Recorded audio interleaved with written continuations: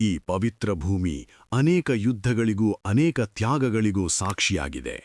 ಇಂದು ರಾಯಗಢದ ಗಗನದಲ್ಲಿ ಉದಯಿಸುವ ಸೂರ್ಯನು ಕೇವಲ ಹೊಸ ದಿನವನ್ನೇ ಅಲ್ಲ, ಸ್ವರಾಜ್ಯದ ಹೊಸ ಯುಗವನ್ನೂ ಘೋಷಿಸುತ್ತಿದ್ದಾನೆ. ತಾಯಿಯ ಆಶೀರ್ವಾದದ ತಿಲಕದಿಂದ ಧೈರ್ಯ ಮತ್ತಷ್ಟು ದೀಪ್ತಿಗೊಂಡ ಶಿವಬ ತನ್ನ ಪ್ರಾಣವನ್ನೇ ಸ್ವರಾಜ್ಯದ ಕನಸಿಗೆ ಅರ್ಪಿಸಿದ ಪುತ್ರನಾಗಿ ಸಿಂಹಾಸನದತ್ತ ಹೆಜ್ಜೆ ಇಡುತ್ತಾನೆ. ವೇದಘೋಷಗಳ ಮಧ್ಯೆ ಪವಿತ್ರ ಜಲಾಭಿಷೇಕವು ಅವನನ್ನು ಕೇವಲ ರಾಜನಾಗಿ ಅಲ್ಲ, ಜನಮನದ ಚಕ್ರವರ್ತಿಯಾಗಿ ಅಭಿಷೇಕಿಸುತ್ತದೆ. ಈ ಕ್ಷಣದಿಂದ ಅವನು ಕೇವಲ ಶಿವಾಜಿಯಲ್ಲ, ಛತ್ರಪತಿ ಶಿವಾಜಿ ಮಹಾರಾಜ.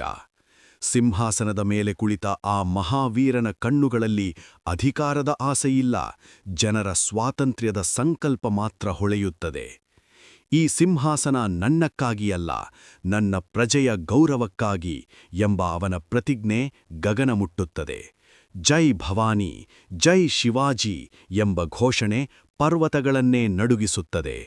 ಆ ಸಂಜೆ ರಾಯಗಢದ ಆಕಾಶದಲ್ಲಿ ಹರಡುವ ಕೇಸರಿ ಹೊಳಪು ಒಂದು ರಾಜನ ಪಟ್ಟಾಭಿಷೇಕದ ಸ್ಮರಣೆಯಷ್ಟೇ ಅಲ್ಲ, ಅದು ಸ್ವಾಭಿಮಾನ, ಧೈರ್ಯ ಮತ್ತು ಸ್ವಾತಂತ್ರ್ಯದ ಜ್ವಾಲೆಯಾಗಿ ಇತಿಹಾಸದ ಹೃದಯದಲ್ಲಿ ಸದಾಕಾಲ ಹೊತ್ತಿಯುರಿಯುವ ಸ್ವರಾಜ್ಯದ ಉದಯವಾಗಿದೆ.